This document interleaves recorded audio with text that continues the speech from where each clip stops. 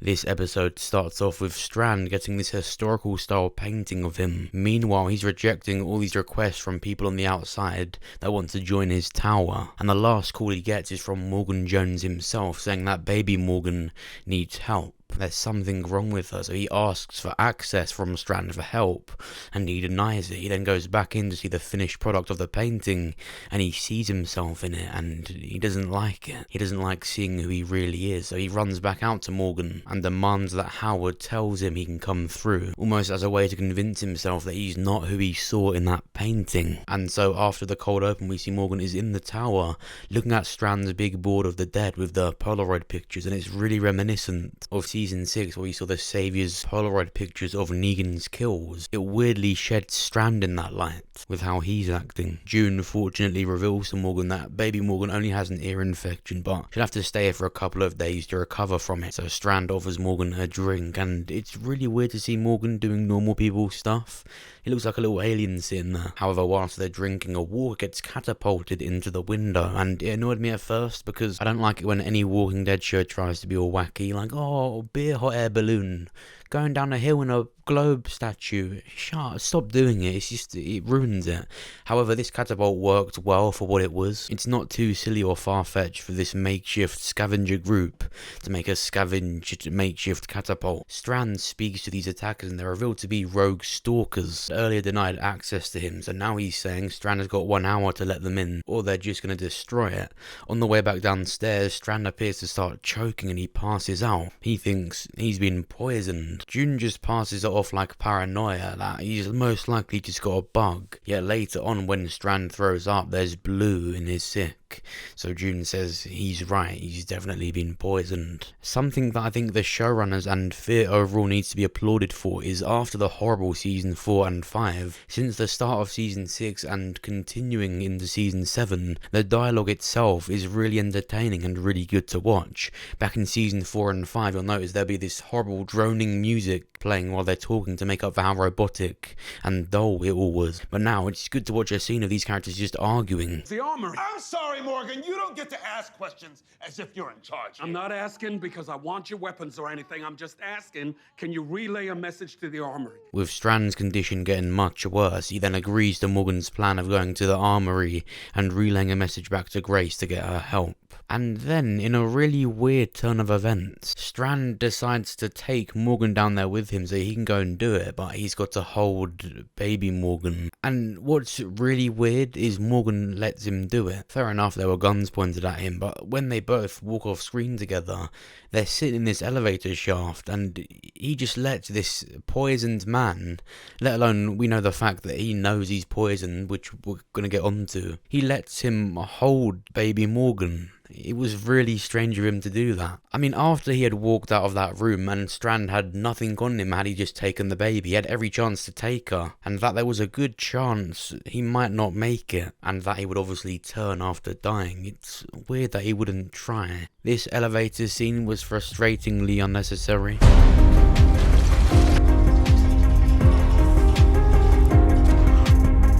Made it look like he's the next Tobey Maguire, but there really was about 10 minutes of him procrastinating, going down the wire down to the bottom of the elevator shaft.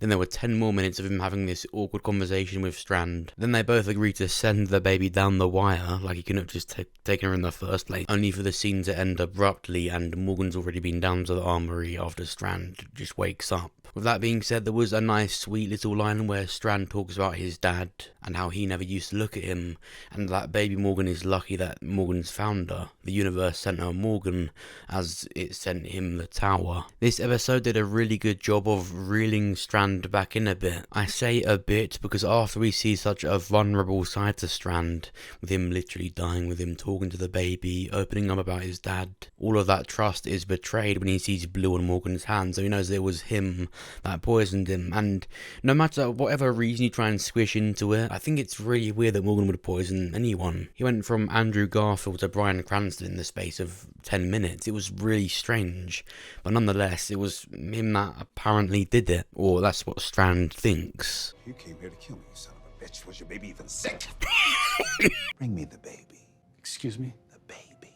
This is taking a dark turn. Sometimes I look at Strand in these season 7 episodes and I get upset that his character could go to waste and that he could just die. We're seeing the fall of the character. But in actuality, he's really entertaining when he's doing this shit. She would have died by the time you arrived. So fuck it.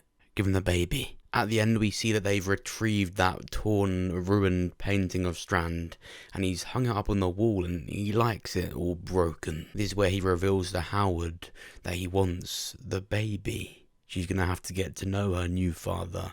So he's going to try and take control of the baby now, own it, and basically do what Morgan's doing with her. And I know the narrative around that is Strand's bad now, he's crazy, he's trying to take the baby away from Morgan, but realistically, I think he should just have her. He's in a better position, he's got the resources, the power. I still can't believe what happened to Rachel. I'm going to keep mentioning it because I think it's really bad. Rachel killed herself to save her daughter, and all of a sudden Morgan and Grace are calling it their daughter. We've all got to feel sorry for Grace. No, she's alive. It's Rachel that killed herself because no one was there to help her. For some reason, they let this woman go out there by herself with her baby and their dog. Even Rufus is dead, by the way, and I still can't believe that shit. Maybe Strand taking care of baby Morgan is what they both need. When he held this baby early on in the episode, he had a moment of vulnerability and he got brought back down to earth. If that happens when he raises her, then maybe that's what should happen. I'd rather that happen than Morgan and Grace look after her, honestly, because I feel like Grace is still plastering her delusion of Athena onto her.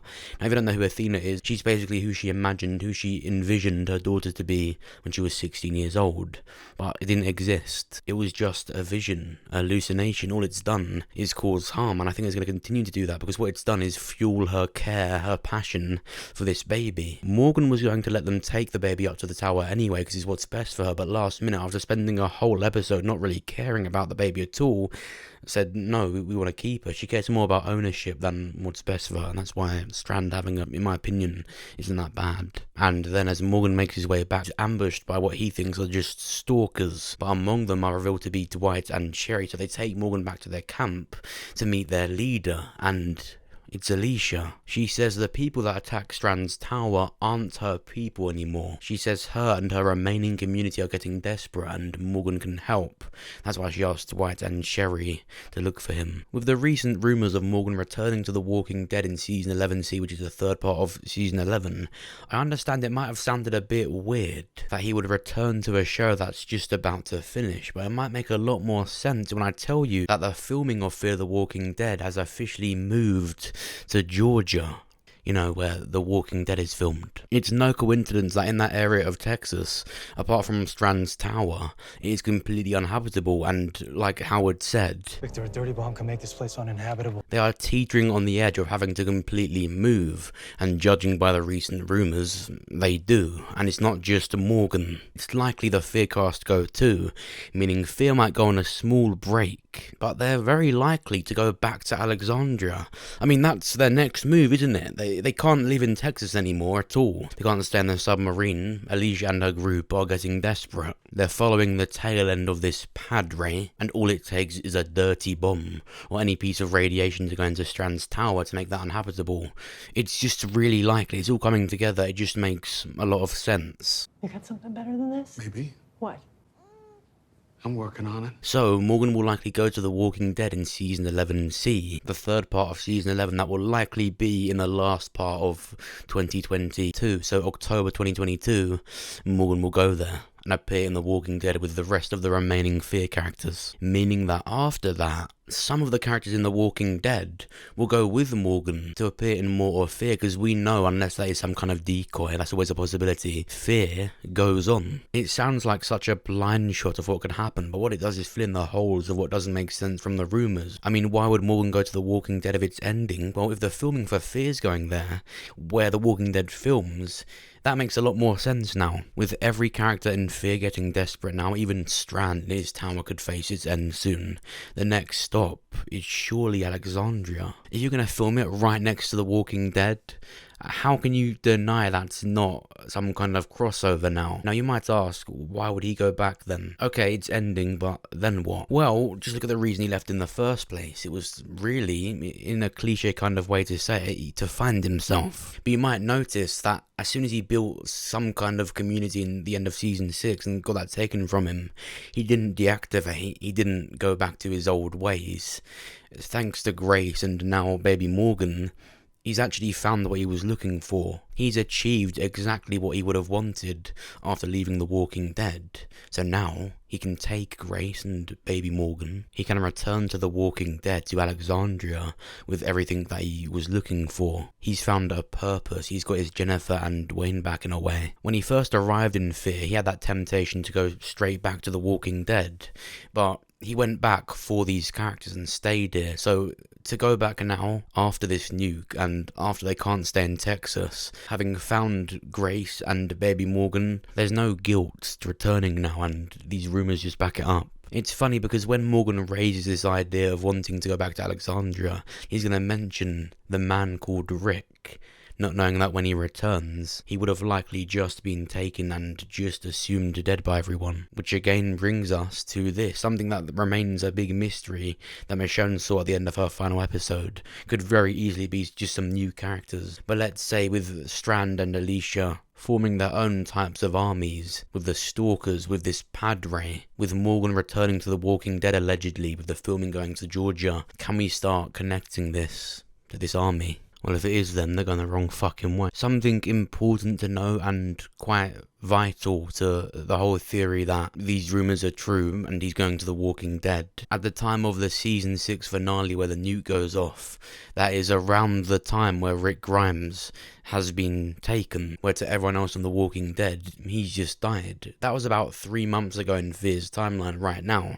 So from Fear to where The Walking Dead is right now, that's 6 years. In that time, it's more than likely Morgan could form a big community like this. I mean, he's already reunited with Alicia. They're already on track to finding this padre. It's already been set up in Fear. On The Talking Dead that aired after Michonne's episode, Scott Gimple said that this new group are going to play a big part in Michonne and where she goes to find Rick next. They could obviously just be some new characters invented solely to get Michonne to the CRM. But when you've got these characters in Fear becoming leaders of these somewhat useless communities and groups, is that just to die in the end? Or is it to unite and go to The Walking Dead like these rumours have told us? 6 years is a long time for Morgan not to go back to The Walking Dead.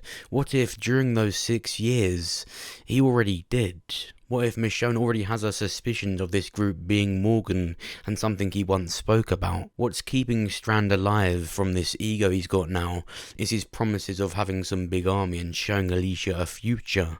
Alicia's now got her own group, he's got his army, they're on the way to this padre. Just how unlikely is it that this is something to do with Fear? A lot can happen in the time that Fear has to catch up to The Walking Dead, but what do you think? Do you think Morgan really will return to The Walking Dead? Do you think this big army has anything to do with Fear? Let me know all of your thoughts down below. If you enjoyed this video, then make sure you press the like button. It actually helps me out and will get this video seen by more people. Check out this one where I talk about how Rick Grimes could have escaped and how he tried, and what could happen to Jadis. And watch the video I did on the Rick Grimes Fortnite skin. I've never spoke about it ever. I don't know what you're talking about.